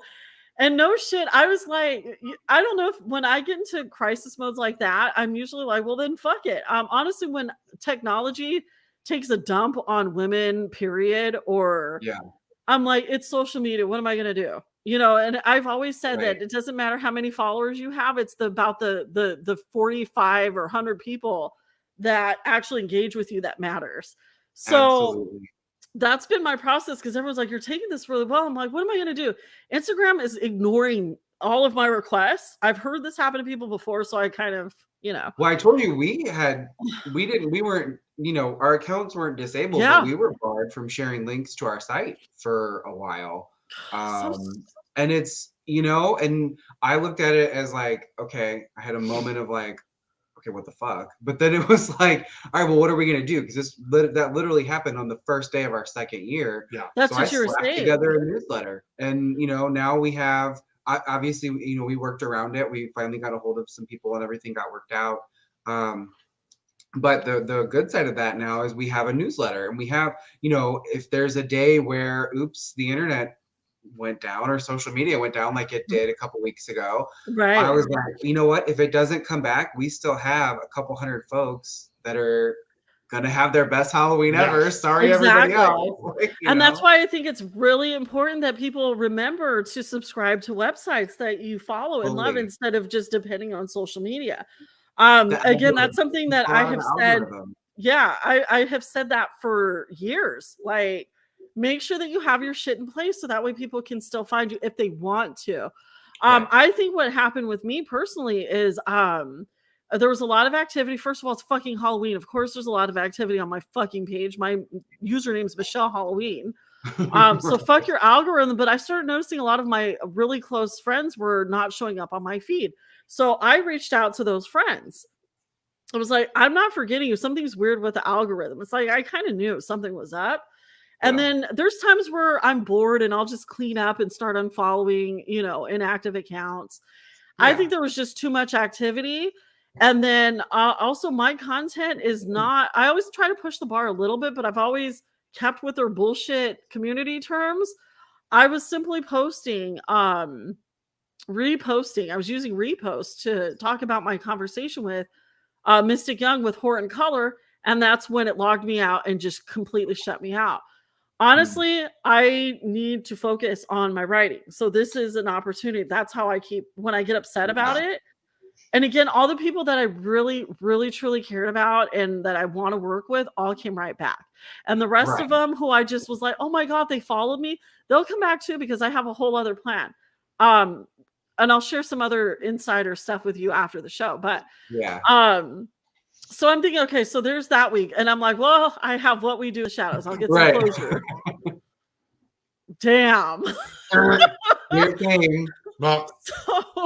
So then we get to this episode, and again, all the way up until the very fucking end, like even in the credits, this shit was like, see you in season 4, because There's no way I'm not gonna not.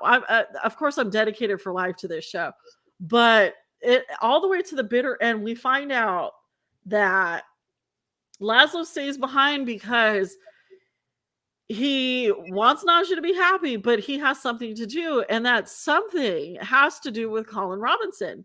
Colin is dead. Colin Robinson, as we know him, is gone. But we also were clued into another secret about, or some insight into what happens with energy vampires and how they're born. And it makes sense to me, even though it was creepy as all shit. Oh my God. It was so fucking creepy.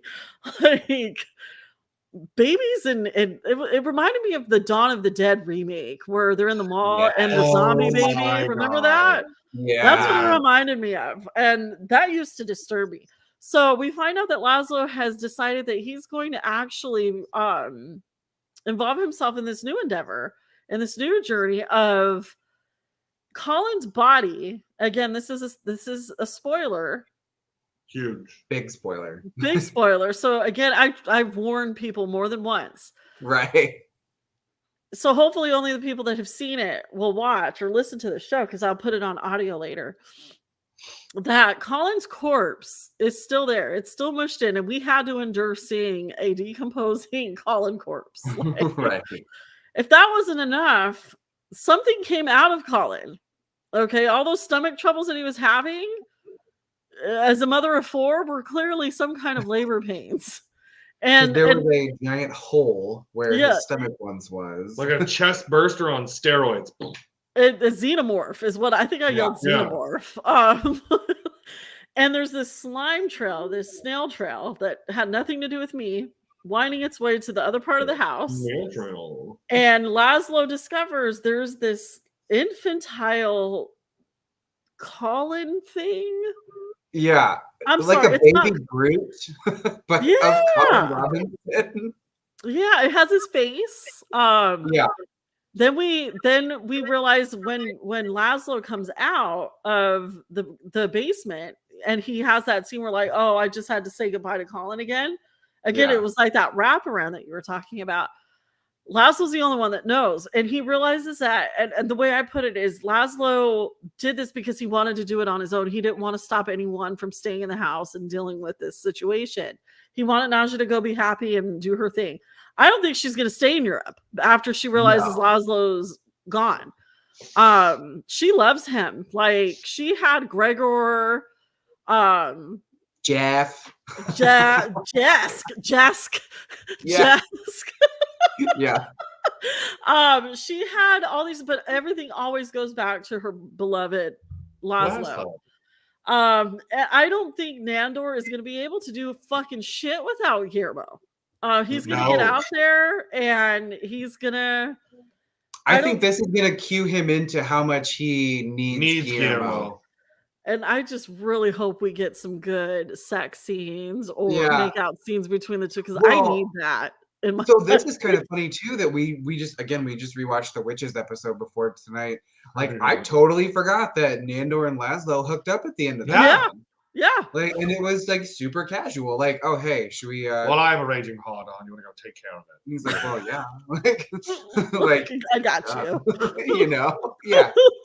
And so like I don't think it would be this. It would be a bigger deal for him just to realize that it's Guillermo. And not, even though he, was chasing after the girl at the gym and Gail, like, I don't think it would be a big deal. Like, oh, I'm in love with a man. It would be like, oh, I'm in love with Guillermo, like, specifically. Yeah, he still kind of sees Guillermo as just like the help and the peasant and the servant and the familiar. Not realizing that he has this treasure, right there in front of him. I always tell my friends, my single friends who are bitching about, oh, the hot guy doesn't want me. He treats me like shit. And I'm like, well, then why don't you date another type of dude? And they're like, we don't want that. We want this. And I'm like, you guys need a fucking Chuck, my husband. It's called a cycle. You guys need, you guys need a Chuck. You don't need to work. When I met my husband, when I first saw him, I was like, nah. Like, that's not gonna work. He's a yank. He's a fucking cracker. Like, he was too proper for me. Some people, not now so much anymore, because it's obvious why we're together now, but there's people like, how the fuck did that happen? You know why? It's because I fell in love with him, not because he Right. was some, my sister thought, oh, well, he's a sugar daddy, or, oh, well, he's this. No, I actually fell in love with a few things. He likes rain. He has a wanderlust, and he thinks about his future. Like, even though it seems a lot of shit's far-fetched, that's the shit I fell in love with my husband. Right. And he loves to take care of things. As a person who struggled through her 20s, that was a fucking breath of fresh air. So you're telling me, oh, you want to handle this? Okay, and I don't have to. I'm all for it. Like, it's just weird how you fall in love with somebody who does it. You don't think, you know. So that's where I envy always tell you my and friends. listen to him. Yeah. Like, so you need a Chuck in your life, if you're single and whatnot, you need a Chuck in your life. Because it may not be, because I always pictured myself with a tall, dark and Mexican man, Yeah. or woman. And I ended up with a white, dude who used to listen to country, but I've changed him. So Good for you. yeah. I didn't change him. I opened his eyes to some shit. Like, we're not going to do this for the rest of our lives. But I was also in love with the aspects of him that he didn't even, nurture. He was just thinking and talking. But anyways, so I see that with Guillermo and Nandor. And Nandor I have these hopes, even though the show seems to just shit on. Right. I think we can safely say that Colin that we know is gone. Yeah. And now we're going to see something fucking unique and wild come season 4. Do you think that they will keep him infant-sized? No. Or do you think they will soap opera age him up? I bet you they'll proper age him up, because it already in the end the credits, that the few seconds after the credits rolled and then they showed him the baby thing, he pops up and it's like, it's already like toddler form. So well, that's true. That's true. And from everything that I've seen so far, Mark Porsche is still on the credits. It doesn't say like, he's in the show from 2019 to 2021. He's still on the thing. He's still. Not that they can change that, any second. Right. Well, that was the big thing for me going into the finale, was like, is he going to be listed in the opening sequence? And when he was, I was like, okay, I don't know what's about to happen, but he's still going to be here in some capacity. Oh, excuse me. And the show is still like, the show, I didn't fart at least. The show is still like, if you look at their Instagram or any of their social media, they're still rubbing that shit in. They're enjoying harassing us. Yeah. Like, they knew they had something for sure. They were fucking, and that's Taika Waititi's and Jermaine. I don't blame Taika. I blame it on Jermaine Clements, because that guy's fucking morbid and he's having fun with this. So we'll see. Well, shut up. We'll see what happens. I don't know. I don't know when season 4 is coming out, but do you think they're gonna stick with this news? Because like it used to be a spring show, like you said, and then obviously COVID impacted a lot of filming schedules, and that pushed it back to being now a fall show, which for me was 50-50. Like, I liked having it during the season, but like you said, I mean, there is so much happening. We literally had to table shows that were not timely or time sensitive just to be like, okay, we're gonna have to watch this in November. Like, we don't have time.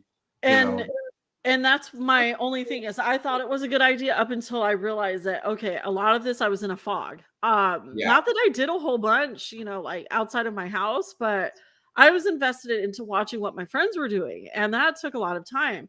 Like, I don't think we realize how much time we spend on social media and marketing ourselves. Like, we spend so much of our day doing that.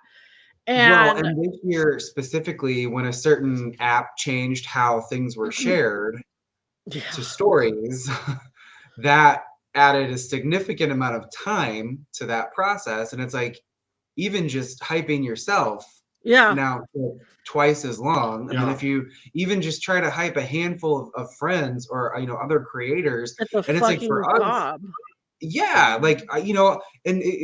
thankfully it's back to the way it was, where you can just a couple taps and it's you can share it with your followers.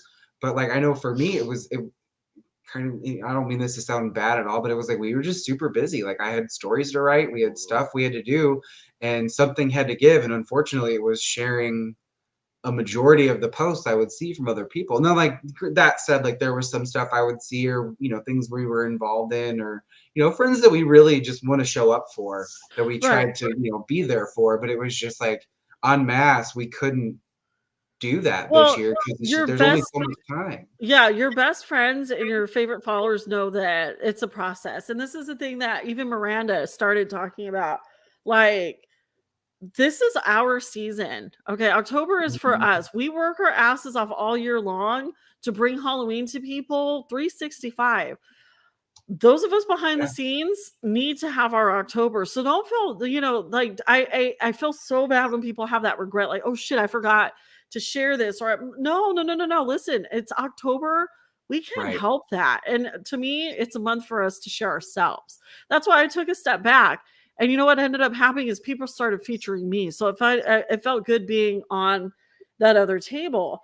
Yeah. And that's what I'm saying. I'm not that upset having my Instagram taken away, because the people who are there and that I want to continue collabing with and whatnot are there.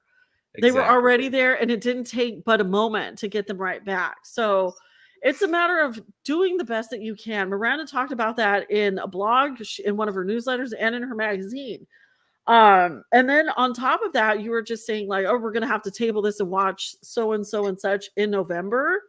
Yeah, you know what? I was Yeah. on I was on my Apple TV last night, and I was looking at, oh, look, this movie Pig is out, the new Nicolas Cage movie. I'm into that. Oh Yeah. shit, Candyman is already out on iTunes. Right. I didn't Right. know, and I kept looking. Night House. Fucking the new Chucky episode aired last night. There's so much that we can do to fill November to cure and just ease ourselves away from the post Halloween depression. Shows Yeah. like this. Um, Absolutely. you know what I mean? I'm doing a Halloween hangover episode next week with some of my friends who went hard in October. But the concern is not what they did, it's how they're feeling afterwards. Because Right. as someone who did it all in 2019, I mean, we were out from Thursday to Saturday nonstop, sometimes at 3 events in one of those days. And in 2020, I kept trying to do stuff virtually even, and did some, physical stuff. And I ended up having 3 panic attacks. I don't want anybody to go through that. Like, Right. it It's sucks. not. So Yeah, it's not worth it, and it ends up, and it just sucks because it's almost like a, I don't know what you would call it, but it's like we put so much into it just to have it backfire at the yeah, 11th hour. Like I know for us, like we had, kind of little behind the scenes scoop here. It's like we had a couple things that we had planned, and like I was maybe gonna do like a live that Friday night to kick off Halloween weekend, read some stories from the book.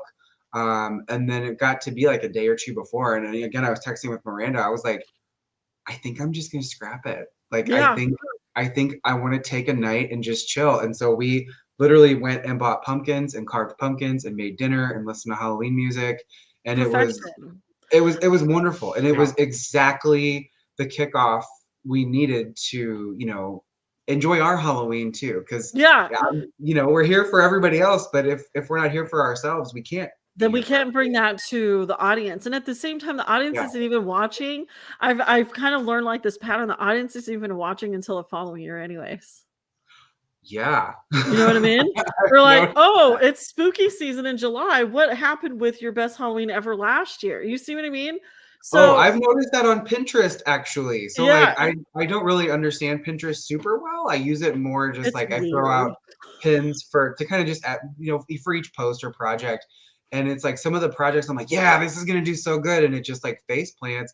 But then like, there was some stuff from last year that I was like, oh, this is gonna do great. And then it got a little bit of traction, and that was it. This year, it's our like most seen stuff. I mean, we're talking like hundreds of thousands of views. Well, maybe not hundreds, Your but website, everything you've done is incredible, by the way. Like, thank I am you. glad. And that's just it. I feel bad too, because I'm like, I can't watch everything. It just I have to put it into like groupage, because I cannot.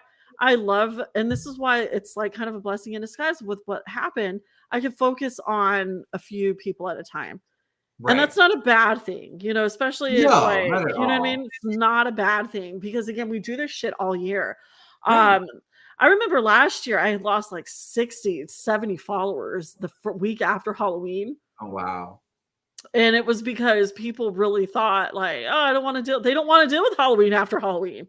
Yeah. And I'm like, and again, I was just like, well, that's interesting. Those are the things I pay attention to. I'm like, well, if you're not Halloween every day, fuck off my shit, you know? I've noticed that on our Spotify playlists, the numbers drop. Isn't that weird? Halloween. We have one in particular that I don't know how this happened, but we have a Halloween dance party playlist that got a significant amount of traction. It got up to almost 1,000 saves this year during the season. We've already lost 100 off of it. But you know what? It doesn't hurt my feelings because what I tell people, and it's like, you know, like you said, some stuff you can't get to till after. It's like, you know what? The blog's there. We're active in the fall, but the stories are there, the posts are there, the recipes are there. You know, whenever, and the Halloween in general is there when we need it. You know, and that's the thing. And so it's only fair that you get to enjoy October yourself. You know, I learned that this year moving to the Pacific Northwest. Like, I just did a huge monumental move that, you know, out of nowhere. I mean, you know, we decided one day, oh, we're going to move to the Pacific Northwest. And that was it. Yeah. 6 months later, we're here. And honestly, financially, emotionally, I had to adjust, and I have kids that I had to bring with me. So they became my big focus because as a mom, even though they're teenagers, they still need that safe spot. They need their parent. They don't need that influencer. You know what I mean?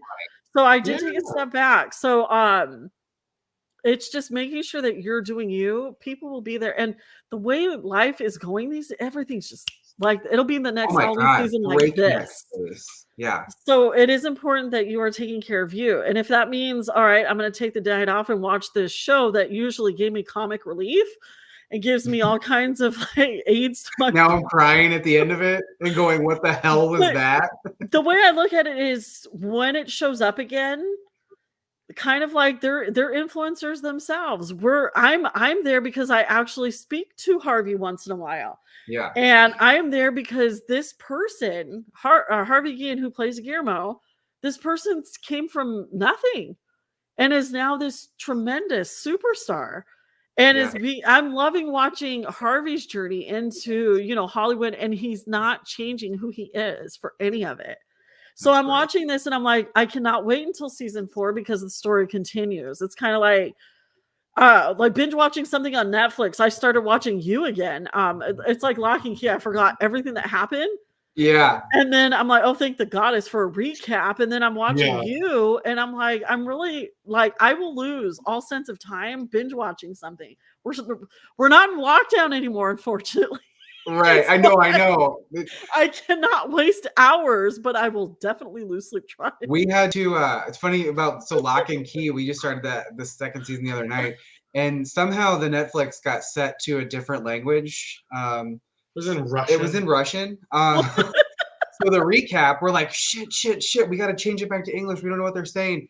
And then the recap only plays once. So we started the episode, we got 30 seconds in, and I was like, no, we need the recap. So we threw YouTube to the TV. We had to find it because I was like, I don't remember. I'm here to tell you, the recap didn't do shit to jog our memory. They never do. Yeah. They never do. Ever. You're like, oh, this is gonna be helpful, and then like the first episode happens, and then like the first 2 characters like, who the fuck are you? Right? What's happening? Fucking Netflix. Right. I'm in the same process with you. I'm just like, I forgot the show existed until it reappeared on my Netflix.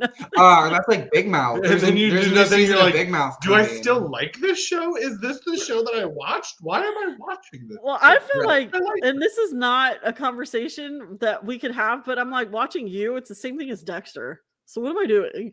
Right. And there's a new Dexter about to happen in a couple of days. Chuck, Dexter in a couple of days. So like, Big Mouth. I don't watch Big Mouth. That's all for my kids. Like they try making me watch this. I'm like, I don't miss puberty. I am the same way. I don't watch it for that at all. Like, actually, that's the part that I'm like sitting there like, can this fucking it is cringe. Where I lose my shit is I laugh at like the things that are causing their puberty, the hormone monsters, the characters that the causers of the distress. Like, those are the ones that I love. Maya Rudolph as the hormone monstress, I do appreciate the female aspect of that, because growing up in the 90s, females were not allowed to masturbate or have masturbation monsters. Or so those are the things same thing I appreciate, because I have three. So I have three boys. One is bisexual, the other two are straight cis males. And then my daughter is just identifying as they, them right now. So that's fine. I'm all for it, because I was like, I better have at least one queer kid. Okay, so I have two. So I have two. So I'm really happy about that. But then like, okay, so but the boys, the ones with the extra appendage, I live big mouth every day. Yeah. I don't need a show. Because they don't give a fuck. Like when they don't. One of them, the bisexual, the first one to come out as bi, used to have these challenges for himself. And one of the last ones was during the summer he wouldn't wear underwear the whole summer. So he'd go, I'd be sitting on the couch and he'd go, Mom, listen. And I'm like, what am I listening to? He'd run up and down the stairs, so I'd have to listen to his dick flapping, as he ran up and down the stairs, and I'm like, yeah, you've lived big mouth. I lived big mouth. You paid your dues. You've paid your dues. Oh my God. And there's nothing changing, because even as they get older, the worse they get. So it's like, yeah. So I have my one, female-ish daughter, and she's like, this is probably why I'm not into dudes. Right. Probably. And I'm like, I don't blame you. So anyways, this was an amazing conversation. I feel like we have some work to do. I have already some projects in mind that, we could work on later on that have to do with what we do in the shadows. Yeah. Particularly energy vampires. I just thought of a project. And I would love to do this again, with anything. I know this is a time where us Halloweeners should be resting and poo-pooing on Christmas, which I don't hate Christmas. I'm also just like, I'm not decorating for that shit right now. It's like, let me rest. Fuck. Krampus. I don't hate Christmas either. It's some of the folks that seem to, and their Christmas is by shitting on Halloween. Yeah. Fuck you. You can do Christmas without having to tear other people down. You don't have to shit. It's okay. Like, you have to remember, it is a Christian holiday. So I'm all about the season. I'm all about Krampus. I don't have to deal with family anymore, so I'm all about merrymaking in my own way. So we will this witch cottage that we live in will get a total facelift. We are a 4-tree household with it will turn into Santa's workshop. Yeah. Oh, I can't wait to see everything. With some Halloween out. We keep we keep Halloween out all year. This immediately over my right shoulder stays. It's my witch shelf. It's got all the little witch trinkets. There's a little bit of I don't know if I'm allowed to reveal this, but I have Salem witch dirt, like the dirt from the grounds that they were buried on. I have that. Jealous. A friend got it. I didn't do it, so I'm not the cursed one. Don't leave bad comments. Don't. But like, so that's that. And then like the shelves, as you know, like the big shelves over here. The neon shelves. Those will now. Oh, I'm right. So they're like over there. You can't see them. If I let me turn it. These guys. There we go. I know I've seen them in the blog. Okay. The massive, so that'll change, and then a big tree will go here. So it's like we'll do a reveal. We'll put some pictures out. I can't wait to see. And I'll share mine with you too, because my basement is staying Halloween. That's just what it is. And then I'm doing some like Yule stuff upstairs because I'm in a fucking writer's dreamland. So yeah, of course I'm gonna put some cranberries and but I'm gonna make it Krampus because I also believe again Halloween is every day. So you could fucking Nightmare Before Christmas this shit. You could Krampus your shit up for the holidays. There's always a way to do it. Leave a pumpkin out. If everything else is Christmas, just leave a pumpkin out. Yeah. Right. Sometimes our pumpkins last till Christmas out here, depending on the weather, See, and I didn't discover that until I moved here, that pumpkins actually last longer when you're not in, a 90-degree climate full time in Southern California. Yeah. So, I was like, oh, we could go through our pumpkins in the forest and let the animals eat them. But also I could go get a pumpkin tomorrow if I wanted to and just leave it out and put a Christmas hat on it if I wanted to, like a Santa hat. So I don't hate on the holidays. I'm a seasonal person, but Halloween is embedded into every part of that. So my depression this year isn't my post-Halloween depression this year isn't awful. The worst part was this damn season of What We Do in the Shadows. Right. But it's not a bad thing because again, it's excellent writing and they're keeping the audience engaged for seasons and seasons to come. People don't realize a cliffhanger, have they? Yeah, Before they this left last season. one on it. They left the season 2 was a cliffhanger because that's when Harvey unleashed his badassery That's right. and That's killed right. all the people in the theater. Remember all the vampires in the theater? We didn't see resolution for that. But it wasn't intense. Like it wasn't intense like this one. Like It was like someone. It was us going like, Guillermo has power now. That's fucking cool. What is he gonna do with it? This one we were just like, first of all, we thought the last episode, get this, we thought the last episode, because we didn't know how many and we didn't know what the finale was, we thought they'd ended with killing Colin Robinson. Could you imagine? We didn't realize that there was one more episode. Didn't. So when Nandor was like, oh, well then this is sad. Our brain was just like, that's it? We were like, fix. Honestly, I kind of wish they would have left it at that because then they gave us this season, this episode 10, this portrait, and it just made everything worse. Like, right. But then again, I'm like, well, this is fucking life. At least it's not our own. Right, exactly. I would say, I think the first project we need is we all need to buy JanSport backpacks and wear them everywhere. I got at least a couple of them. I'm down. In solidarity. I want a convention, a whole What We Do in the Shadows pop-up. That's what I need. Somebody in LA needs to do that. And we all need to be there. We'll travel. Yeah. You know what I mean? Or make it not in LA. Make it somewhere. Well, it would get more money in LA and attention. That's the problem. Like these vans that they did. We'll talk about that later. Anyways, we're at 2 hours. I don't know how long these commutes are sometimes. I know my LA friends are like, put your show back into podcast form so I can listen to it to and from work. So that's why I have no problem with time limits. Nice. But I hope everyone did enjoy. As details come out about What We Do in the Shadows, I know I'm gonna be like, oh my god, I'm making announcements as I find out, as I'm sure you will. But in the meantime, go follow Your Best Halloween Ever. Again, one of my favorite blogs of 2021. Fantastic. I loved your lives. You guys are absolutely incredible. Keep doing what you're doing, and we will see you next time. Awesome. Thank you. Bye.